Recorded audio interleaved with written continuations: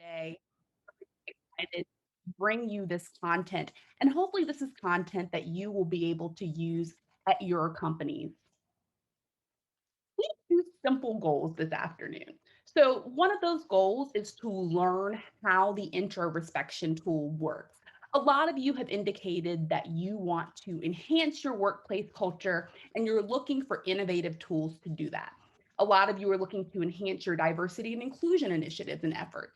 So, today, I want you to think about what your organization's pain points are as I show you how to use the introspection tool at your company. I know many of you have taken the introspection assessment. If you have not, you still have maybe a minute or two to do that. If you haven't done it yet, that's okay. We do have an introspection assessment that really does guide this content. So I hope that if you haven't taken it already, you will take it after this training. Our second goal today, throughout the training, I want you to be thinking about which of your teams could benefit most from this tool. Is there a specific team that might have more pain points with DEI issues, or is this a tool that you like to use company wide? My suggestion is that culture is an organizational thing. Culture needs to be discussed, it needs to be led from the top down. So I think this tool should be led and implemented on an organization wide basis, but I want you to think about where could you use this tool most within your organization. So I'll let you know what I'd like to get, what I'd like you to get out of this training today, but I'd like you in the chat box to type in what you would like to get out of today's session. And I'll read out a few answers. And if you'd like to send me a direct message, if you don't want your name in the chat box to everyone, send me a direct message and I'll read out your answer anonymously.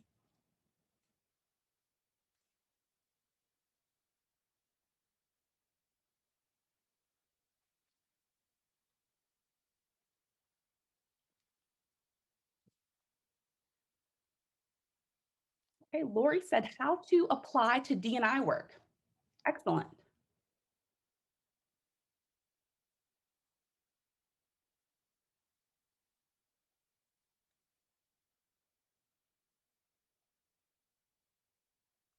Malika said to understand the tool and how it furthers D&I work. Wonderful. So again, how are we using this tool in D&I? I think that is a theme that from what I read from your registration responses and from what I'm seeing in the chat box, we want to know how to use this tool to further your D&I effort and how to influence. Leslie says to understand more about the tool. Rosetta said how to influence leadership that are not far on the diversity curriculum. Wonderful. So please do keep those objectives in mind as we go forward. I'm going to get started here.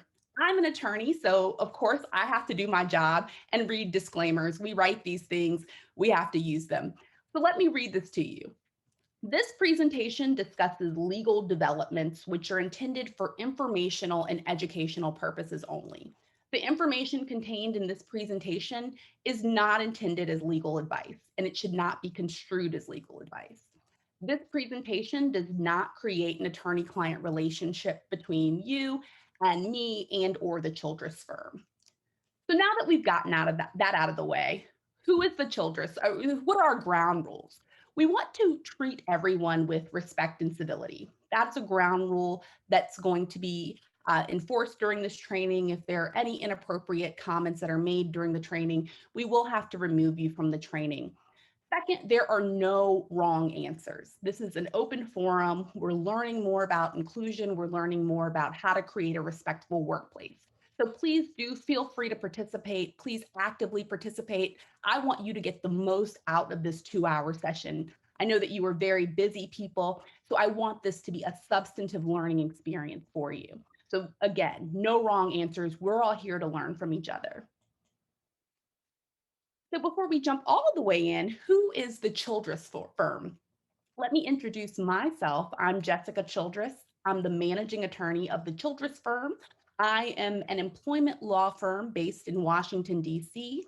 The firm has been featured in several media outlets, including Good Morning America, Forbes, and Entrepreneur. But I'm proudest of being a graduate of the University of Virginia School of Law. Go Who's! Also went to UVA undergrad. And we were NCAA champions in 2019. So if you follow basketball, that game was absolutely amazing. At UVA, I was a government and African American studies major. And I've worked as an employment attorney at large global law firms. I've also served as an attorney at the United States Department of Justice. I cannot do the work that I do without my amazing assistant, Jadalyn Laredo. Jody, she's on the line here. And if you have any questions, please do reach out to her. You can send her or me a direct message, and we'll respond as soon as possible. You should have received some emails leading up to this event. After the event, you will receive an email from us inviting you to set up a time with us to chat more about bringing this training to your organization. I want to speak with each of you to determine how you could use this introspection tool at your organization. And Jody is going to place our contact information in the chat. So if at any time you cannot find our contact information, the chat box will feature it here, and we'll put our contact information in the chat box throughout the training. I'd also just like to tell you a little bit about me and me outside of my attorney life, because who I am really does influence who I am outside of being an attorney, influences how I view and receive respect in the workplace. And within your workplaces, you have people coming from all over the world. Their upbringings determine how they view and experience respect. So I am the oldest of four children, and that means I'm a natural leader. I like my siblings to listen to me, and I like them to take my advice. So that means I like deference. And if you took the assessment, you know that deference is one of the outcomes that is stressed. I am also a puppy mom, a new dog mom. This is Otis in my picture, and I love him dearly. And so, if I ever cannot do something because I have to take my dog to the vet, I enjoy empathy because of that caregiver role of being a new dog mom. I didn't know all of the responsibilities that came with being a dog mom, but there are lots to my dog mom friends who are in the audience right now. I'm a natural cheerleader. This is me when I was 8 years old. I think I was crowned as homecoming princess. And I want organizations to do their best. I like to cheer organizations on to be the best that they can be. I love meeting people from around the world. I love traveling. Wish I could do more, but here we are in a pandemic. But I do love learning about people, learning about their diverse perspectives. And my grandmother's memory inspires me to do the DEI work that I do. I want to create a world better than the one that she was born into. So, how I view respect has been shaped by so many things: where I grew up, my cultural upbringing, my experiences. My parents played a huge role in how I view and receive respect. So, not saying good morning in my household was a very big deal. Like when you woke up in the morning and your mom had made breakfast, you said good morning. You didn't just eat the food and go to school or go on your way. You did give that sense of acknowledgement. So at work, when I was working in big law, there were often times where, and big law is just a big corporate law firm, but there were often times where someone might walk down the hallway and potentially not say hello or confuse me with someone else. And that was a lack of acknowledgement for me. I felt very disrespected by that, especially if I had seen the person or worked with the person on multiple occasions. So that sense of acknowledgement was really a belief in wanting to be acknowledged, and feeling respected by being acknowledged was shaped by my cultural upbringing. So why are we talking about respectful workplaces today? Why is this concept so important? Well, the concept of respect is underscored by the United States Equal Employment Opportunity Commission, or the EEOC. It's interesting, but not surprising, because I've always thought of the employment relationship like a marital relationship. You spend a lot of time vetting the employer, getting to know the employer before you sign on. And there's often a honeymoon period. And if you're in onboarding, you know about that honeymoon period. Everyone's really excited for that relationship to begin. So everything is great during that period. Now, along the way, there may be some challenges, and both the employer and the employee try to stick it out. They really do try to understand how to get along. They may even go through some sort of coaching or counseling with each other. But over time, those relationships might break up. I'm listening to a podcast because I'm a podcast fanatic. I love podcasts, listen to them every morning.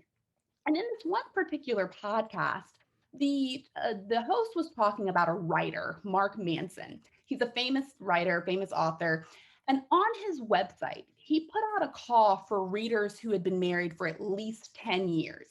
And he asked them, "What's the key to your successful marriage?" About 1,500 of them responded. And interestingly, Manson discovered that for couples who had been married for at least for 10 to 15 years, they stressed the importance of communication. But couples who had been married for 20 years or longer stressed the importance of respect. So here, I had this aha moment. What if companies really took a deep dive into this concept of respect and truly learned how to respect employees in a meaningful way? Could this help prevent workplace disputes? How can we preventatively address the monumental breakdown in workplace relationships that lead to outcomes that just aren't desirable? And those outcomes, as we know, are lack of morale, toxic work environment, physically and mentally unhealthy employees, and of course, the word that I'm very familiar with because of my profession, and that's lawsuits. So I would like everyone to engage in our first poll, participate in our first poll. And Jody's going to flash this poll on the screen in just a moment. And I'd like to ask you, do you want to be respected at work? Very simple question, yes or no. So please complete the poll. And when you're done, I will read out the responses.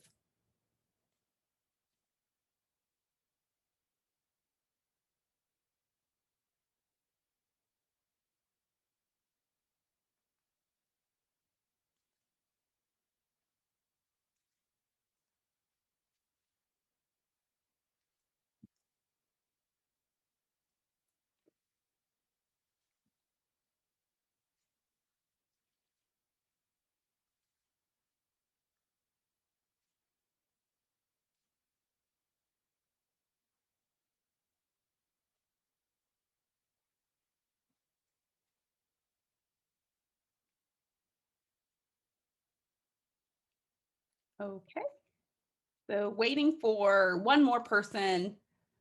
And I'm just going to end the poll now because now we have 100% and 100% of you want to be respected at work. Now, what I'd like you to do is in the chat box, I want you to write down in one sentence what respect at work looks like to you.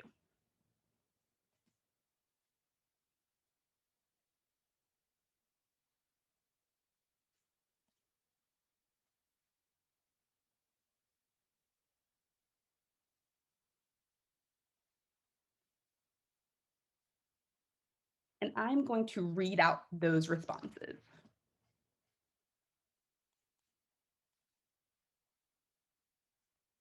Okay, so Rosetta says, being valued for what I bring to the table.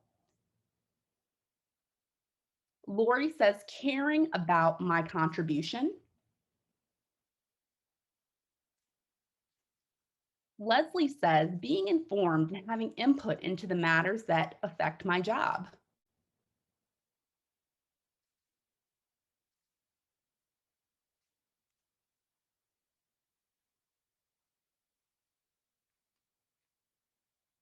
Erica says, respect is when my physical, mental, and emotional boundaries are adhered to. I love the diversity of thought on these answers because no one has the exact answer, the exact same answer. Serena says, colleagues being interested and aware of our varied differences when interacting and working together. Malika, I hope I'm pronouncing your name correctly. If not, please let me know. She says the presumption of good intent and competence.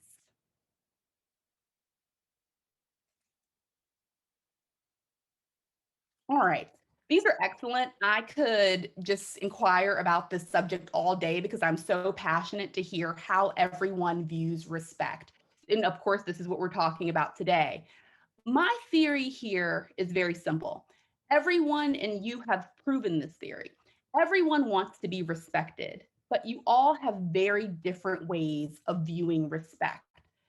So we need to get on the same page as to what respect means to everyone in this room and in the workplace. As you can see, there's no universal definition or interpretation about what respect means.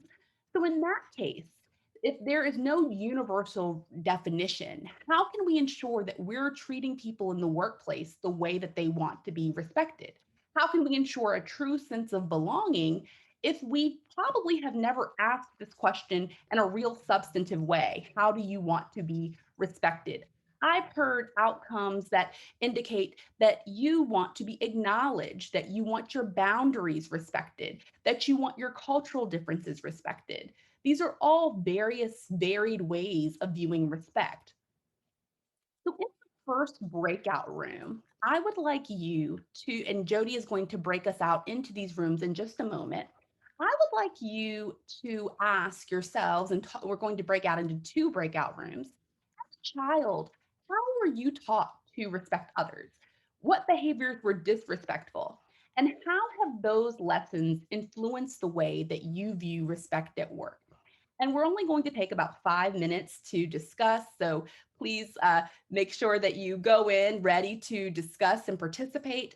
I would like each group to choose a note taker. And then when we come back into the main group, we're going to share out what the responses were. And one person can just summarize what some of the key responses were. So we're going to break out into two groups and right now. So please accept your breakout room when you are placed into those rooms. So I believe we have everyone back now. I'm so excited to hear what was discussed in the breakout session because usually when you close out a breakout room, you have a few people who come out early and immediately leave the room, and everyone stayed until the very last second. So please do let me know who was your reporter. And if you don't mind, please share what you discussed in your breakout room. What lessons were you taught about respect as a child? And how do those lessons influence the way that you think about respect at work?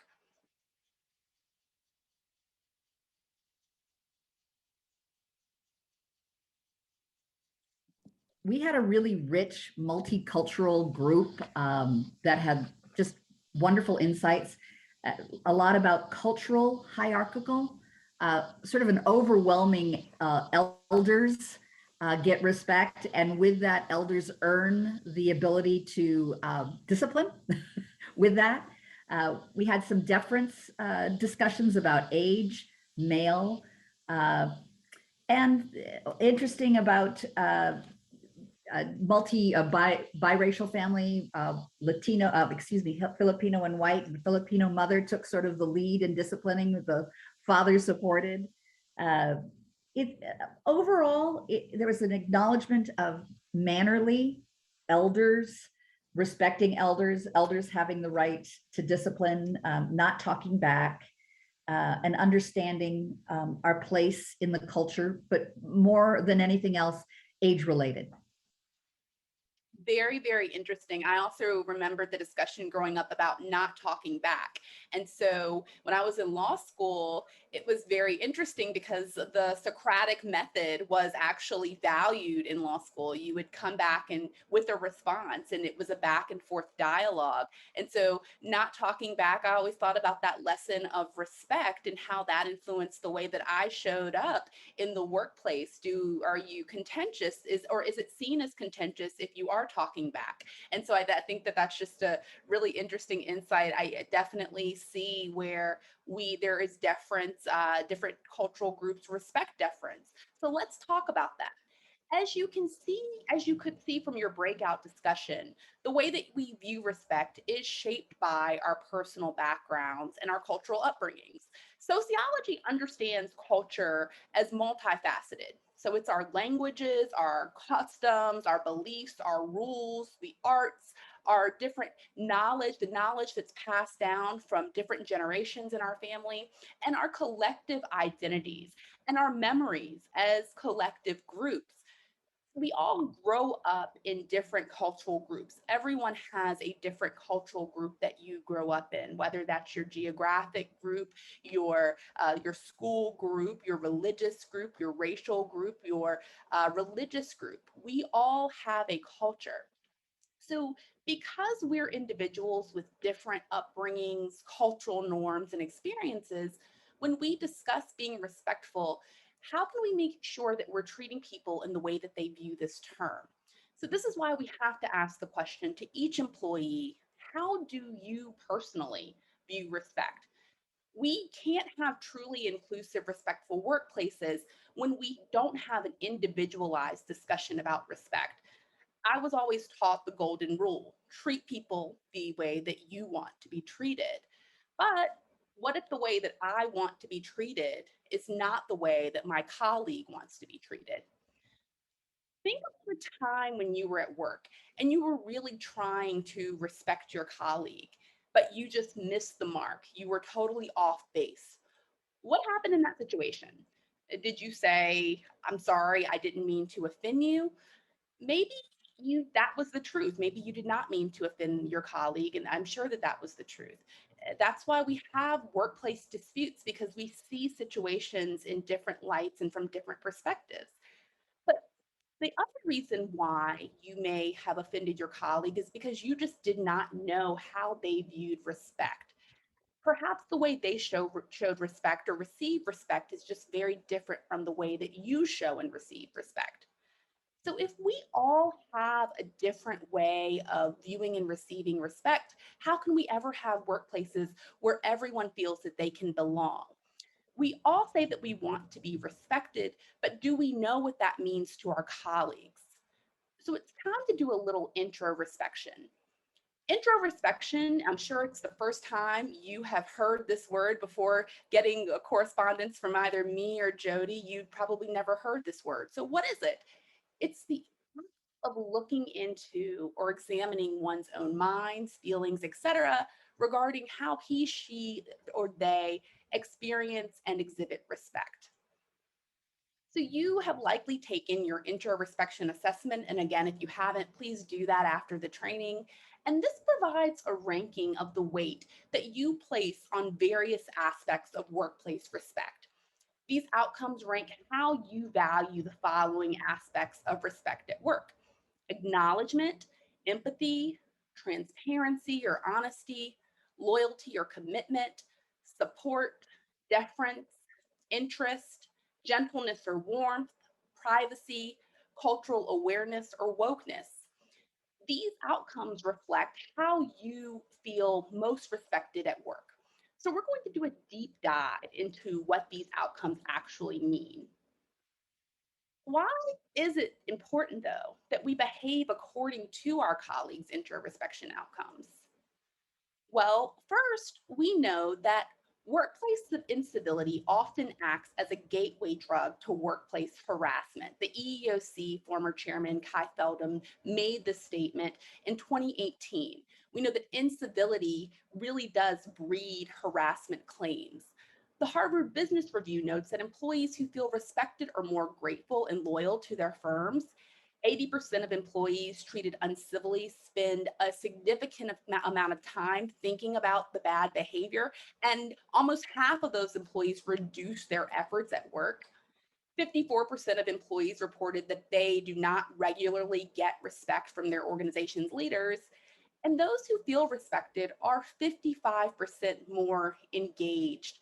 There is a Georgetown professor, Christine Perath, who surveyed 20,000 employees, and they ranked respect as being the most important leadership behavior. In her study, participants noted that those who got respect from their colleagues had better health and well-being outcomes. They felt a greater sense of safety, physically and mentally at work. And 89% had greater enjoyment with their jobs. I think we all know the detrimental effects that not feeling respected has on us. whether that is in the workplace or whether that is at home. So we all know how important it is to feel respected. And if those stats weren't enough to underscore the importance of respect, perhaps these headlines about employment lawsuits are. Harassment and discrimination lawsuits affect all industries across the globe. A lack of respect is often at the core of an employment lawsuit. So I've taken some quotes from lawsuits that have been in headlines that have been filed from across the country. And I'm not going to read you each quote. I'm a nerd, so like I got a little bit nerdy when putting these slides together, and I was fascinated by them. But I just want you to see one thing.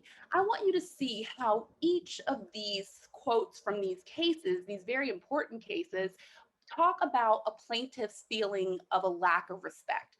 So here we go. This plaintiff discussed her a lack of respect. This person talked about disrespectful conduct, disrespect, and there we go. I could give you a list of cases if you would like those after the training. I'm happy to send you all of those cases where the parties and the plaintiffs are discussing not feeling respected. So the bottom line is that a lack of respect erodes the workplace.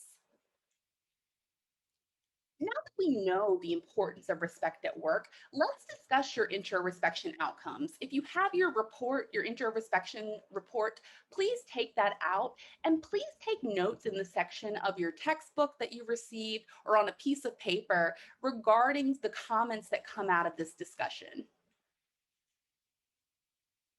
So, on your outcomes, there are 10 different outcomes listed in the order of importance to you and how you view respect. So, what I want you to do from your outcomes report, I want you to listen to this employee who's about to talk. Listen to her very closely.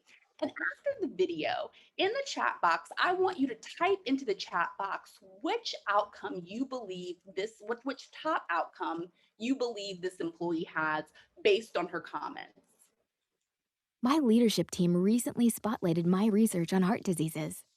They thought that the research was so impactful that they allowed me to present my findings to the hospital's senior leadership team. I appreciated being recognized for my work in this way. I felt respected by my bosses when they recognized my work and highlighted me to senior leaders at my hospital. So if you'd like to just put into the chat box which top outcome you believe this employee has, please do put it into the chat box. And our winner, first person who responded, Leslie, acknowledgement. That's right. How many of you had, and Patrick said value, acknowledgement, very similar concept.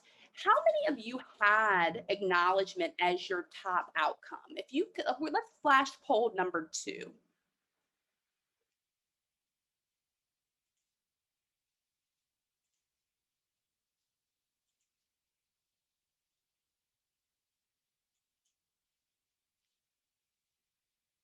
So poll number 2, you'll see on your screen. If not a lot so far, not a lot of people had acknowledgement. Let's see, we have, okay, 20% so far, 33%. All right, 6 out of 8 of you have responded. Okay, so we have 29%. One more, waiting for one more response. All righty, I'm going to end the poll and I'm going to share these results. So 29% of you had acknowledgement as one of your top outcomes. For the 2 people who had acknowledgement as your top outcomes, can you share how you feel respected at work?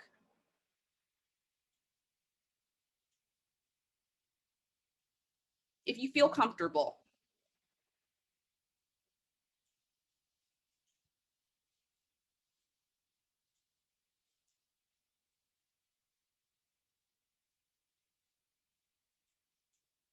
Already, not putting anyone on the spot. So if you do feel comfortable writing it in the chat box, please do so. But let me just tell you a bit more about the person who has an acknowledgement outcome. Those who receive the acknowledgement outcome show and receive respect by acknowledging others. Acknowledgement validates another person's existence. So, whether that is by saying hello in the elevator, or whether that is simply saying this person, hi, when the person walks into a meeting. Acknowledgement says to the person, I see you and you're not invisible to me.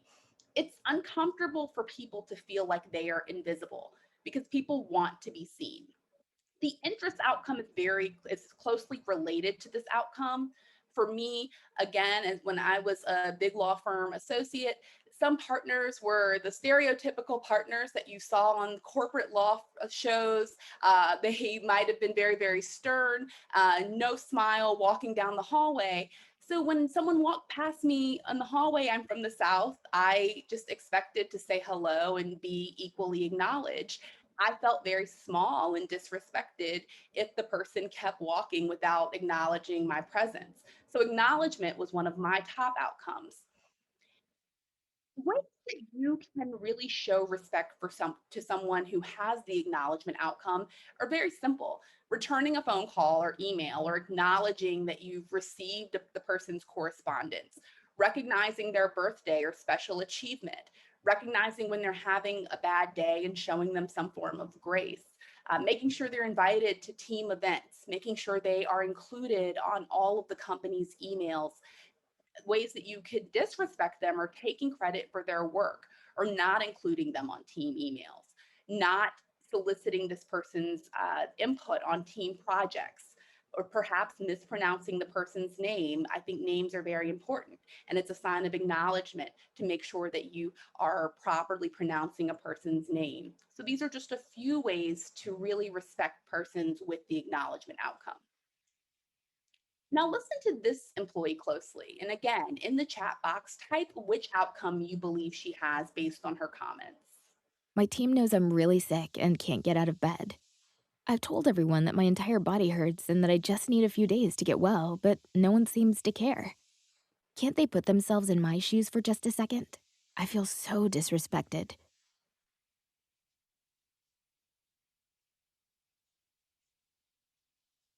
Okay. And Lori said empathy. Anyone else?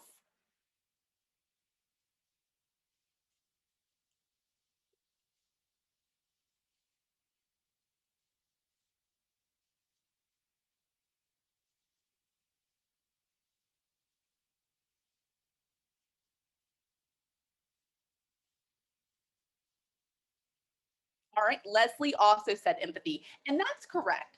This is empathy. Who had the empathy outcome? Let's launch our next poll. As a top outcome, who had empathy?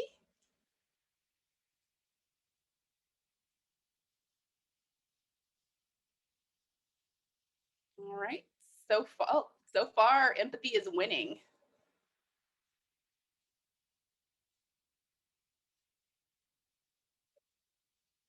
Okay, 7 out of 8.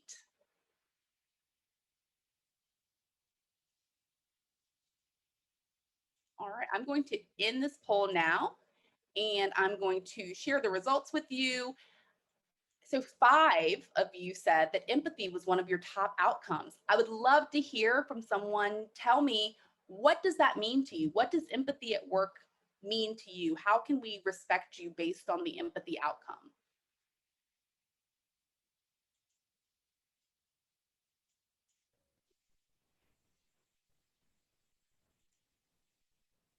Okay. And Patrick, I believe you are highlighted. Hi, Jessica. Hi, how are you? For me, empathy at work is when I share something personal. I was just last 2 weeks. Was it last 2 weeks? Yeah. Um, I lost my father-in-law, and when I shared it with my colleagues at work, at least everybody showed concern. People sent me, the HR department sent me a flower to show their concern for the bereavement, and that showed that they really cared about whatever the situation was. And I was able to take some days off to be able to be with my family and then at least mourn together. So I feel like they really showed that they really cared, and that is what it meant. It meant a lot to me on that day. Thank you very much, Patrick, for sharing, and I'm sorry to hear about your family's loss.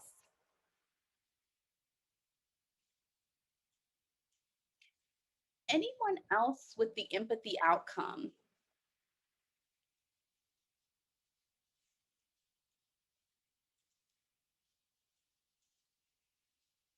Okay. We are going to go to, I'd like to just tell you more about what this means. So, empathy, of course, is the ability to understand and share the feelings of others. People with this outcome, they want you to put yourself in their shoes and experience their feelings. So, this is how you show respect to someone with the empathy outcome. People with this outcome don't simply experience respect when you acknowledge that they are happy, sad, challenged, or whatever emotion they're having. They want you to really feel their emotions and not just acknowledge those emotions, but act in accordance with them.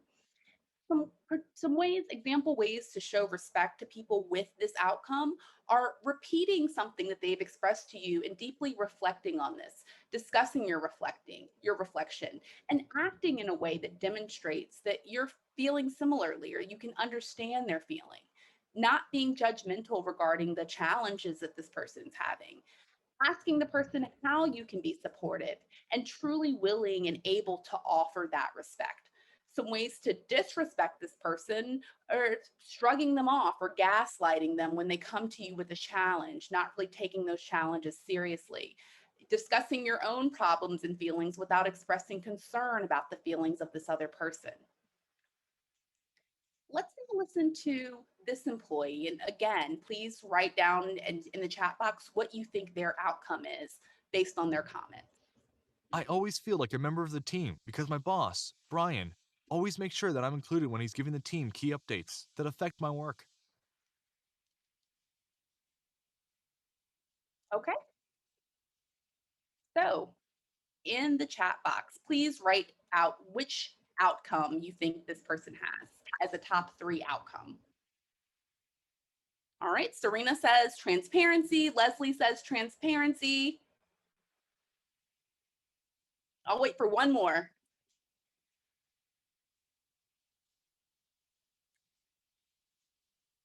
Erica, transparency. 3, a winner to me. All right.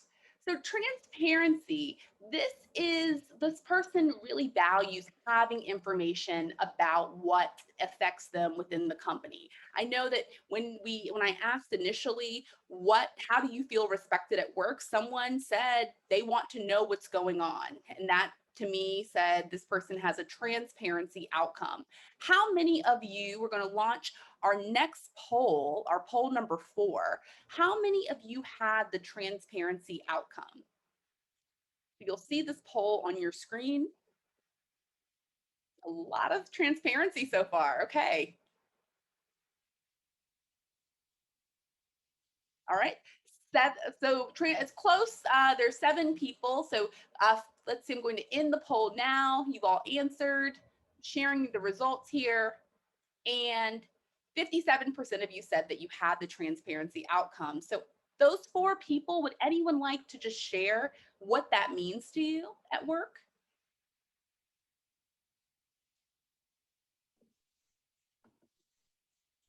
And if you're on mute, please unmute yourself. Well, I had transparency as my number 1. And an example of that is I work out of my home, and I have for the last 10 years. So sometimes things that you might hear in the office, it's difficult to translate out to someone who's working remote. So it's become, I think, even more important to me over the years to have the information that sometimes gets shared and then, oops, did we let her know that? So it becomes more and more important. I'm not sure if I was in an office, if transparency would be the number 1 for me or not, but in my circumstances, it certainly is. Excellent. Thank you so much for sharing. So persons with this outcome, in addition to what Lori said, persons with this outcome, they want to feel like they're members of the team, that they deserve to be sufficiently informed of items that affect the team. I mean, they take ownership in their projects, clearly they want to know if there's information that affects them.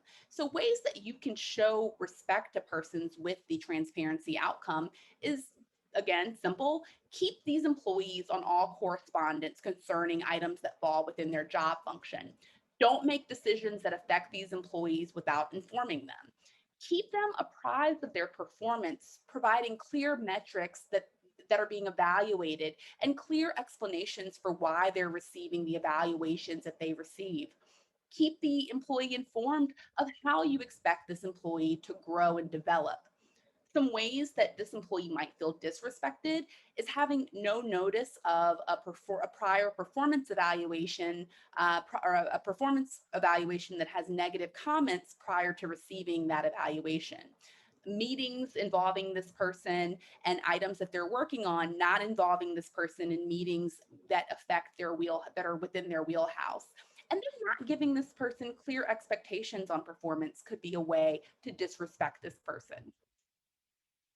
All right, now let's listen to this next employee. Please type in what their top outcome is. Our team worked for months to release a new product. Every day for 6 months, we worked late, sacrificing time with our families to make sure that this project came to life. No one took shortcuts and everyone stayed the course. We worked as a team. I felt so respected by everyone staying focused and not deserting the team when times got hard. All right, so in the chat box, please type in this employee's top outcome.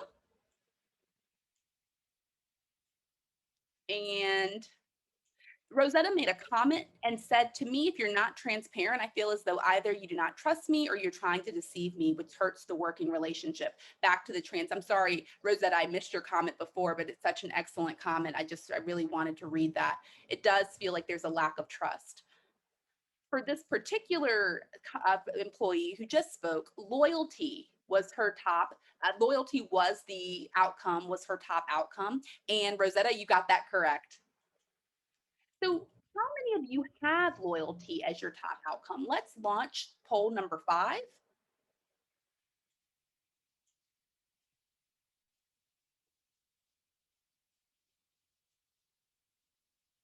Patrick, you said support for this outcome, which is very closely related to loyalty. All right. So only 2 of you said that loyalty was your top outcome. Can you describe the 2 of you who did say that loyalty was your top outcome? Would one of you come off of mute and discuss what that means to you at work?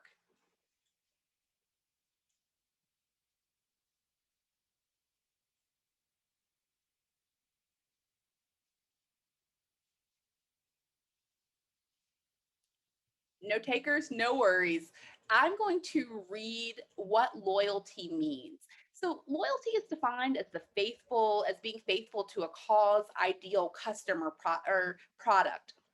Loyalty, this introspection outcome wants to know that you're all in and that you won't leave the team or the cause or the project when things get challenging.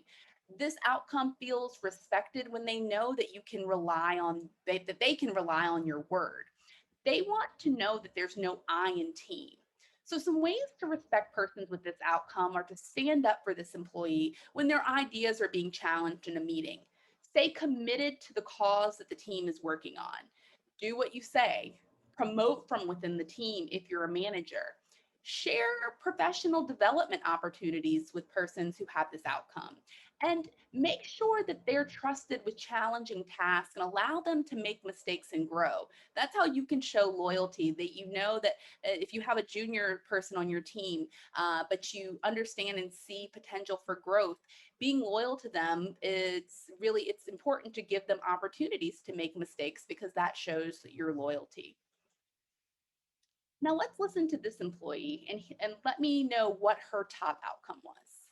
No matter how late it is, I know that I can always count on my boss Erica to read over my reports and give me her opinion on them.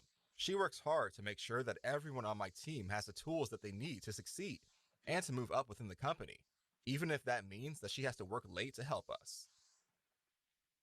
Okay.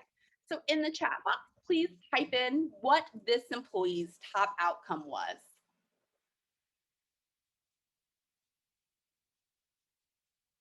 Okay, so we have Serena, Patrick says support, Serena says support, Leslie says support. Support is right. So for those, let's launch our next poll, our poll number 6. What if you had support as your top outcome, please indicate yes or no.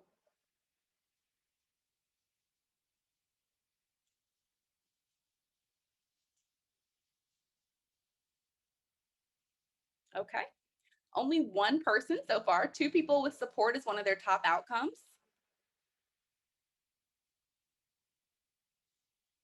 Okay. 6 out of 7 have voted. I'm going to close the poll. If we have that last person. All right, last person. Perfect. I'm going to share these results. And 2 people had support as their top out as one of their top outcomes, one of their top 3 outcomes. Would one of the people who had support as a top outcome want to share what that means to you? I can share, Jessica. This is Serena. So support was actually my top outcome out of all of them. And I think it may be because I'm not super early in my career, but early-ish. So mentorship is extremely important to me at this stage. So having like a boss or a colleague that is willing to help teach and help, mentor me towards my career goals is extremely important. And on the flip side, mentoring is very important to me as well. So those who are younger than me and more junior than me. So I think that's why support was the top. Wonderful. Thank you so much, Serena, for sharing. And you have hit the nail on the head with some of the ways that I have suggested supporting persons with this outcome. I think we all know what support means. This is not simply being loyal. This is being an advocate. And Serena really did she hit the nail on the head about mentorship. This is really wanting to make sure you showing support to this person, make sure that they know that you want them to go far. They feel respected when they know that you want them to win and that you put your money where your mouth is. This person feels respected when you provide words and acts showing them that you want them to be the best that they can be. So, to support this person or to respect this person, check in with this person and ask if there are any resources that they need to succeed, and then help secure those resources. Listen to the colleagues' goals and give them advice on how to reach those goals. Empower the colleague by helping them understand what their strengths and weaknesses are and how to parlay those strengths and weaknesses into their optimal performance. As Serena mentioned, serve as a mentor to these colleagues. Ways to disrespect this person are giving them no resources to accomplish their goals, even when you have resources available and you know what this person's goals are. Never expressing praise for this person's accomplishments, not giving them the tools that they need to succeed or checking in with them. That shows a lack of support. So I think this is one of my top ones. I feel very passionate about this particular outcome, but these are the ways that you can provide respect to the persons with this outcome. Now let's listen to this employee. Farah is the best technician that we have here. She's an expert at what she does. I know that she takes a lot of pride in the knowledge that she has about cars. I respect her by not challenging her knowledge, unless I have a good reason to. Okay, so what is the top one of this employee's top 3 outcomes? Rosetta says deference. Anyone else?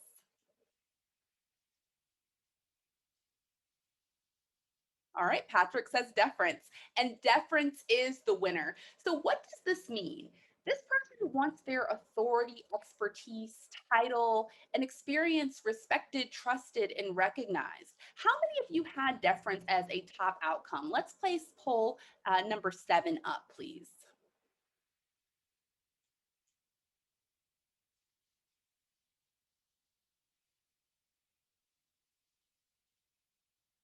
Okay, so far, tied 2 people for yes, 2 people for no, waiting for 3 more responses.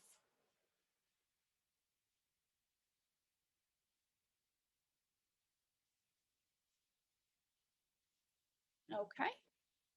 And let's see, I'm going to close in just a moment. So far only 2 with deference as the top outcome. Okay, I'm closing the poll. And 5 voted. So here we go. We had 2 people with deference as their top outcomes. Do any of those 2 want to share what that means? What does deference mean to you? How can we show you respect based on the deference outcome?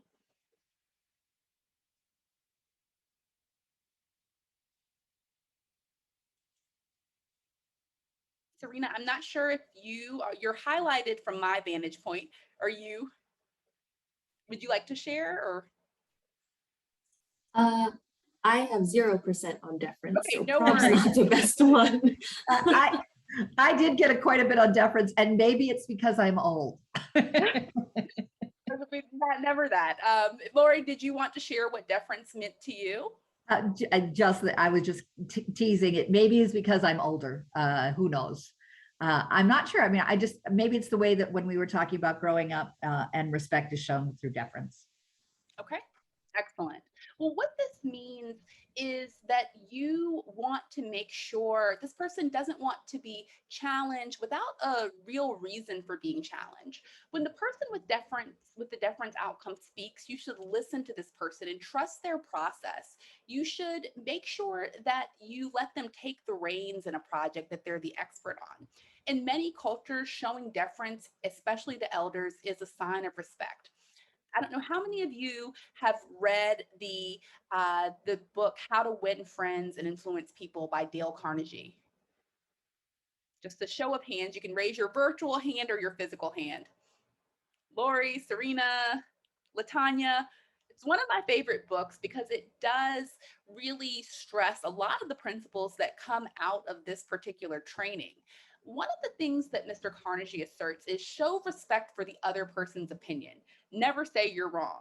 And this book was written in the early 1900s. So this is a resounding principle. It's a principle that has stood the test of time.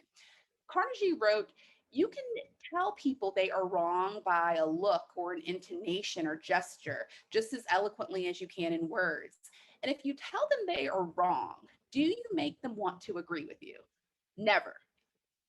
For you have struck a direct blow at their intelligence, judgment, pride, and self respect. This principle is underscored by Robert Greene in 48 Laws of Power. People with the deference outcome must be careful to ensure that they balance their need for deference with the equally important need to have ideas tested, challenged, and questioned by a team. But to respect persons with this outcome, you should ask for their opinion, especially on matters that fall within their wheelhouse. Once you obtain their opinion, if there's no good reason to challenge it, you should follow their advice. Direct others on the team or within the company to go to persons who have expertise on a certain matter or whose responsibilities fall within this person's area. If you don't agree with this person's opinion, make sure that you have solid, objective facts to demonstrate why you don't agree with this person. And then give this person a platform to express their knowledge fully. Let's listen to this next employee. I'm doing some groundbreaking research on cancer.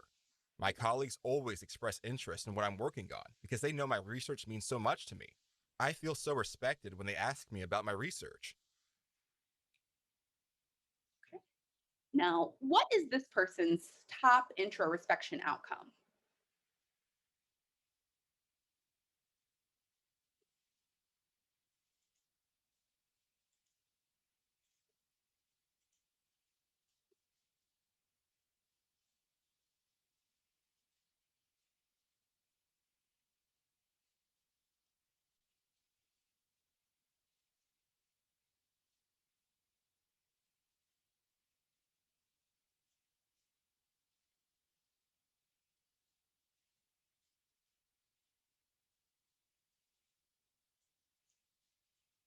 Okay.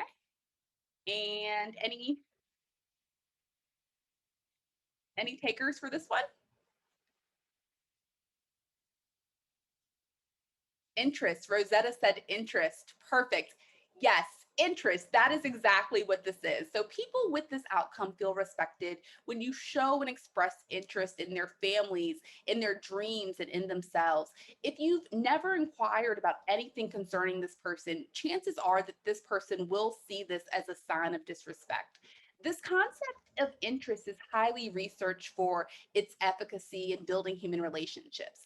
In Seven Habits of Highly Effective People, how many of you have read that book by Steve Covey by show of hands, virtual or physical? Excellent, excellent. And Lori, I know you have to go. Thank you so much for joining. In Seven Habits of Highly Effective People, one of Steve Covey's principles is seek to understand and not to be understood. So, showing interest in others indicates a lack of selfishness and a desire to build meaningful connections with the other person. We're going to launch our next poll, poll number 8. Please let me know if interest was one of your top outcomes.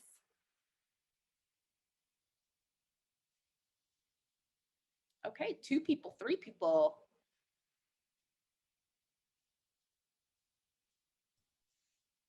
All right.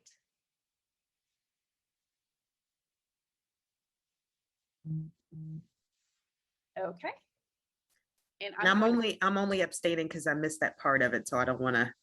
It oh, didn't give an out. no I'm worries. listening. Thank you so much, Latanya. All right, I'm going to close the poll. And so far I'm going to share the results. We have 3 people who had interest as one of their top outcomes. Do any of these 3 want to share? Either in the chat box or uh, uh, live, if you'd like to share. I'm happy to share again, Jessica, in case, unless there's anyone else that would like to speak. This is Serena. Yes, Serena, go for it. Sure. I think interest was one of my top ones, mostly because, we're spending so much time at work every day. I'd rather be spending it with people who know a bit about me, and vice versa. So I think, some people don't like small talk, but I see it as a big value add for at least somewhat company culture, especially in a virtual world. And the one bullet point that really stood out is the don't ignore projects they send to you for review. That's one of my biggest pet peeves. So if people are working with me on a project, I need their input, right? So those are just a couple ways that I see interest in my day-to-day. Excellent, Serena. Thank you so much for sharing. I totally agree with that particular bullet point. Some ways that you can show interest, because sometimes I know that I have a privacy outcome. That's one of my top outcomes. I don't like to pry, and I don't like my colleagues prying into my personal or professional life. And so I never know how much interest someone wants me to show. But we can see there were several people here who have interest as a top outcome. So and this is why it's so important to know how many boundaries, how much can I show interest without crossing a boundary. So ways to show interest to a person who has this as their top outcome is ask about their goals within the company, ask about their hobbies, review their work and ask questions about it. Don't ignore the projects that have been sent to you because they clearly take ownership. When people take ownership over a project, they really want to share their passions about that project. Attend events that they invite you to or work initiatives that you know about, and then ask them about these events. Ask them out for coffee and get to know this person. They want to share with you. Now, let's listen to this next colleague, and please tell me what you think her top introspection outcome was. It's so hard to ask my boss for feedback. Every time I do, she berates me and it makes me feel like an idiot. It's not what she says, it's how she says it. I want feedback. I just want her to give me feedback without being so harsh.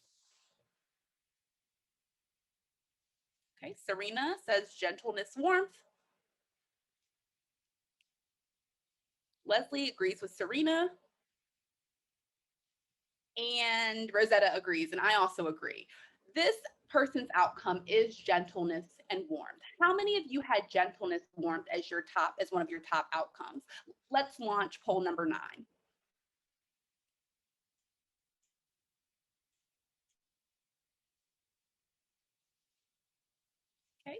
So far, only one person.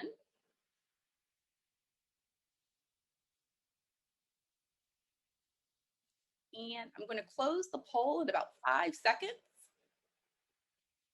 Okay, still one person. All right, I'm closing the poll. And I will share these results. We just have one person who had gentleness or warmth as their top outcome. What does this mean to you? If that person wouldn't mind sharing, please do share. You can also share in the chat box. And if not, no worries.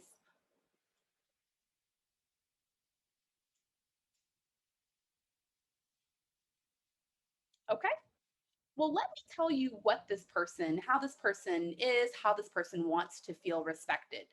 So, if you have if this is your top outcome, when people raise their voice at you or have outbursts towards you or speak aggressively towards you, you likely feel disrespected.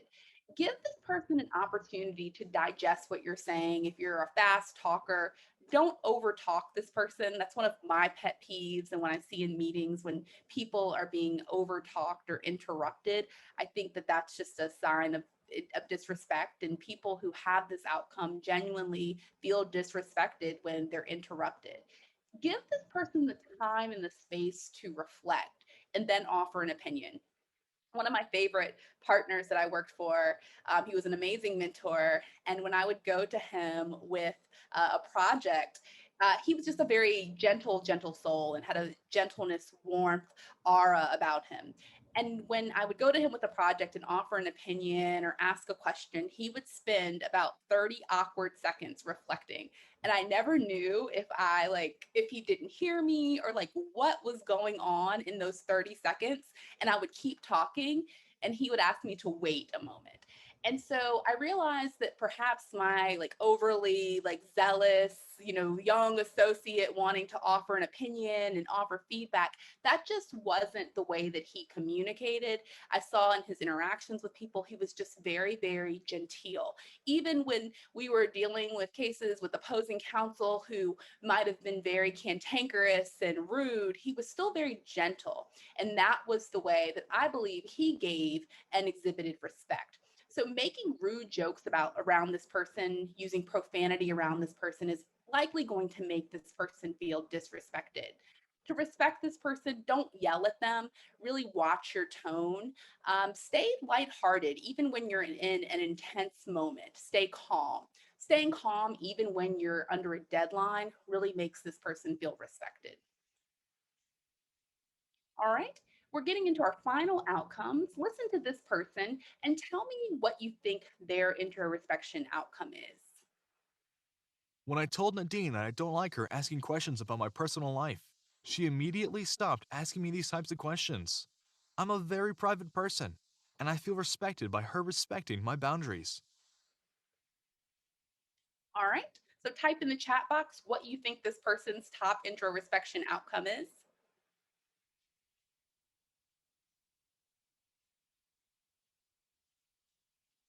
Privacy boundaries. All righty, I think we have a consensus on privacy boundaries, and that is absolutely correct. So the person who has privacy or boundaries is one of their top outcomes. They might have these boundaries personal, professionally, or spatially, and they don't want those boundaries crossed. How many of you had this outcome as one of your top outcomes? Let's launch our next poll.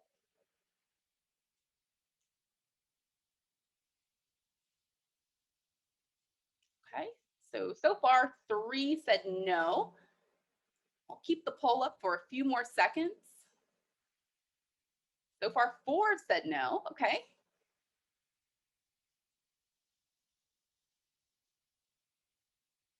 Okay, so probably more interest outcomes here than privacy because those are opposites to each other. Alrighty, I'm going to close the poll. If anyone wants to answer in these last 5 seconds, do now or forever hold your peace. Okay, I'm ending the poll here, and everyone has said no. But ways to respect this person is to make sure that you ask them if it's okay before asking them personal questions. So even asking, what did you do this weekend, can make this person feel disrespected. This person has a clear boundary between their personal and professional life. They really don't want you looking for items on their desk when they're not around. They don't want you asking probing questions. This person may feel uncomfortable with you asking details about their personal life, and they may not share. Even if you share details about your life, that sharing may not be reciprocal. So don't take this lack of sharing, don't take it personally. Just understand that persons with this outcome appreciate clear boundaries. Don't ridicule this person or make them feel inferior because they value their privacy. So you can respect this person by asking them if it's okay before asking them a question about their personal life, asking before you enter their offices, when we're back in the office physically. Don't assume that their lack of a desire about sharing details about their personal lives is a rude gesture. And don't comment or belittle this person for not sharing. All right, we're in our final outcome. So by process of elimination, everyone should get this correct. So let's listen to this final person. I work with a very diverse team of people. We represent various genders, ages, racial backgrounds, sexual orientations, and abilities. We actively take time to learn about each other's cultures during formal and informal conversations. Everyone on our team feels respected because they know that we all have an interest in learning about each other's culture. All right, so which one is this? Which top outcome does this employee have? Rosetta says cultural awareness. Karima, cultural awareness, wokeness. Leslie, cultural awareness. And I agree. Yes, cultural awareness or wokeness. So who had this as their outcome? Let's on our final poll.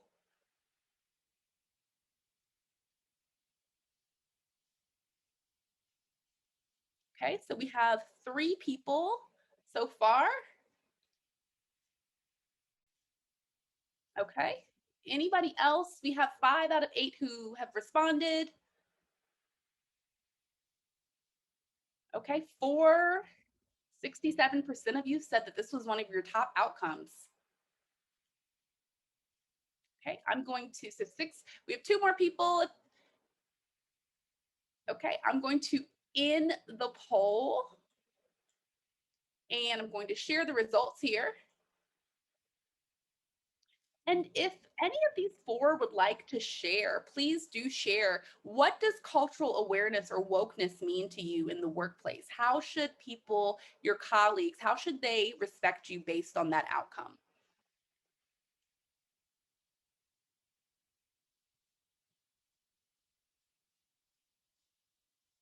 And if you'd like to speak, just take yourself off of mute and feel free to take the platform.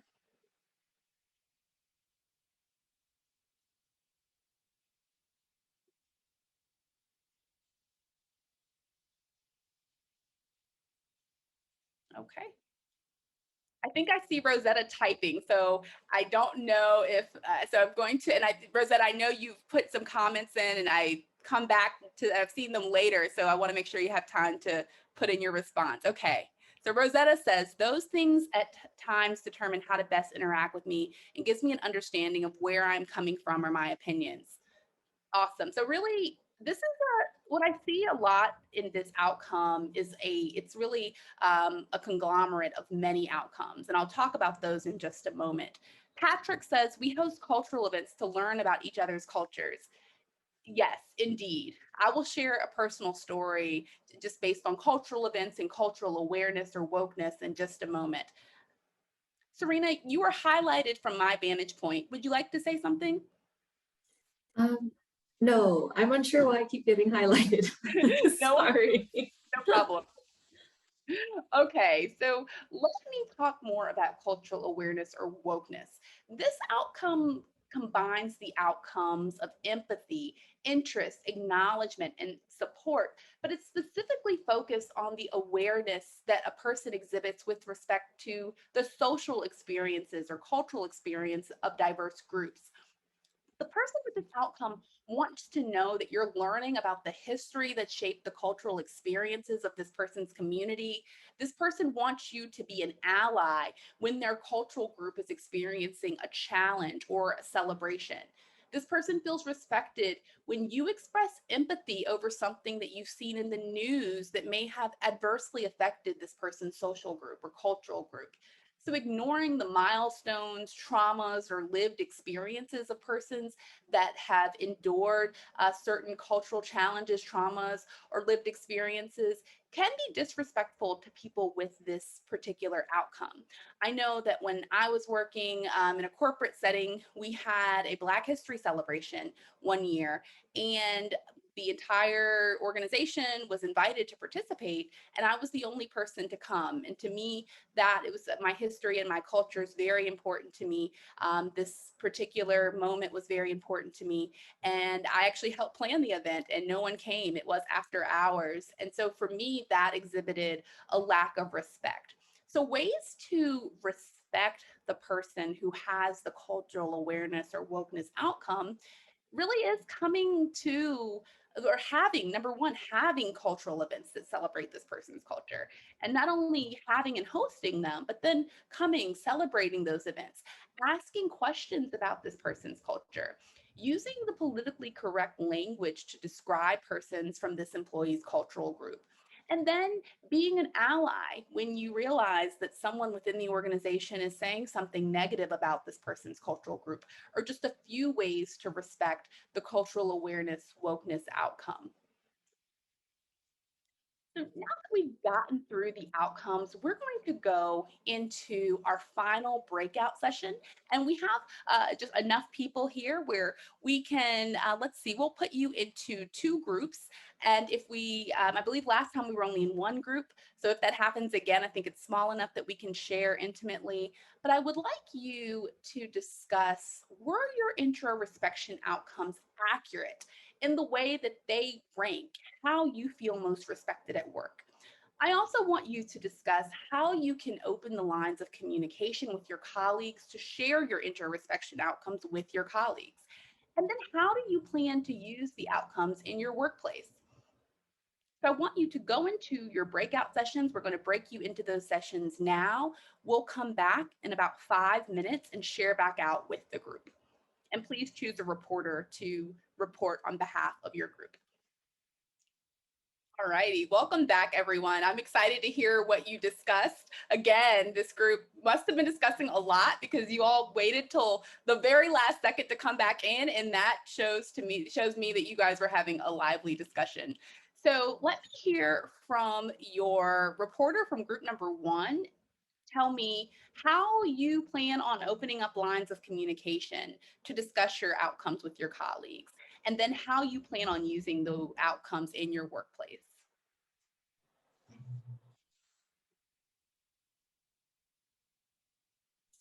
So we didn't pick a recorder, but I can talk a little bit to what our discussion was. We actually had 2 folks that joined halfway through. And so we were speaking more on kind of what outcomes they had heard related to them. So luckily, cultural awareness and wokeness was the last one. And Carlene actually related to that one very well. So that was nice just to hear her speak about how cultural awareness and wokeness already informs the work that she does and how she gets that message across to those around her. And I spoke a bit about my top ones, which was support, interest, and empathy. I think the way that I communicate, that these outcomes are important to me is they are the main ways that I communicate to my colleagues, right? So if they're paying attention to my communication styles, they'll realize that they're important, essentially. Excellent. Thank you. Thank you. And I love the fact that you already know that this is the way you communicate with these outcomes in mind. Let's hear from group number 2. Hi, Jessica, it's Leslie. So we discussed first if the outcomes were accurate, and I think that people agreed that the outcomes reflected their priorities. But we did think that, on a different day or maybe through a different lens, we might have a different response, and some of the other things might come closer to the surface, given changes in the context. In reflecting on the course, we talked about how it's been very interesting, and how it's been good to reflect on how others can be respected if we think about other members of our team, and how we ourselves want to be respected in the workplace, and how we can raise conversations, particularly around cultural awareness with the teams, how we can open up discussions of how certain behaviors might impact different people. And also we talked a little bit about creating the space to discuss these types of things a little bit more, particularly in the work constraints of the pandemic, and how that can deepen the connection that we have with other people, and we can learn something about their preferences.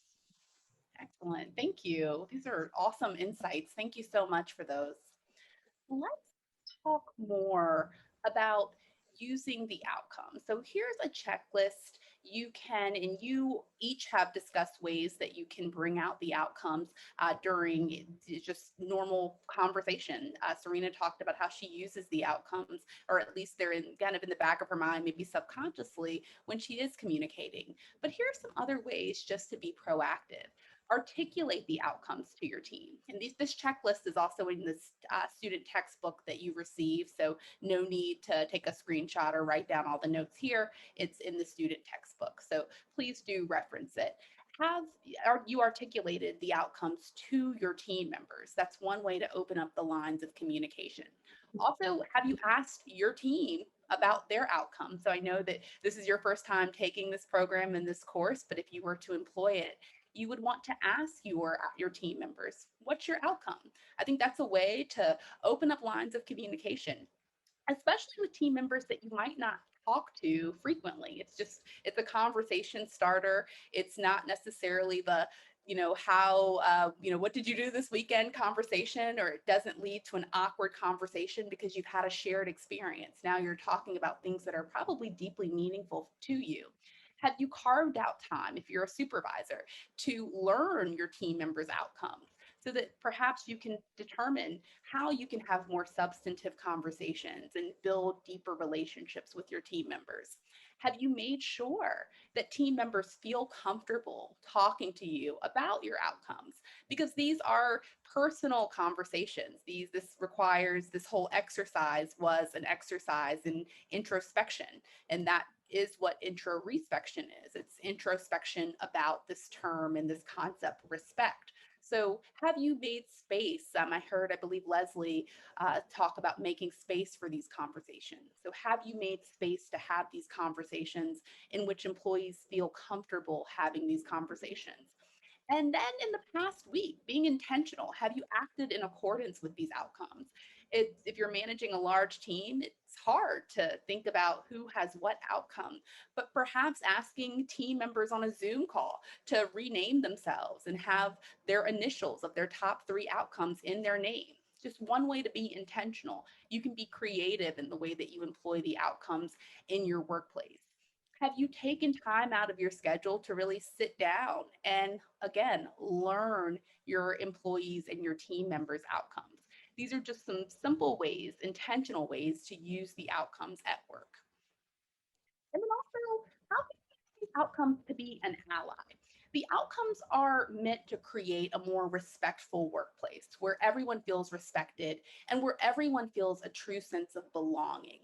So now that you know your colleagues, or at least the colleagues in this room, their outcomes, you can use these outcomes to be an ally.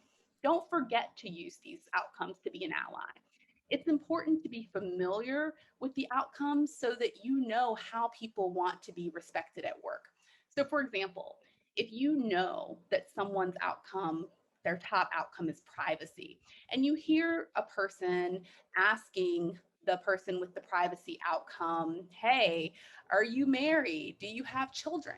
These questions may be a little bit too personal. And if you know that the person's top outcome is privacy, perhaps you'd want to say, hey, those questions are a little personal. Why don't we switch topics here?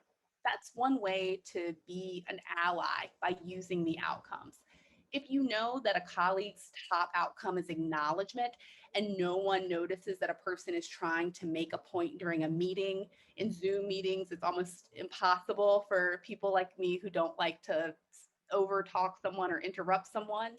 I always appreciate when a colleague acknowledges that I'm trying to say something and says, hey, Jessica she's waving her hand, she's jumping up and down, she's doing everything and no one sees her speaking. So that acknowledgement, that's being an ally. So use these outcomes to be an ally. Get familiar with them, talk about them more so that you feel comfortable using them and employing them, and you create a better sense of belonging at your workplace.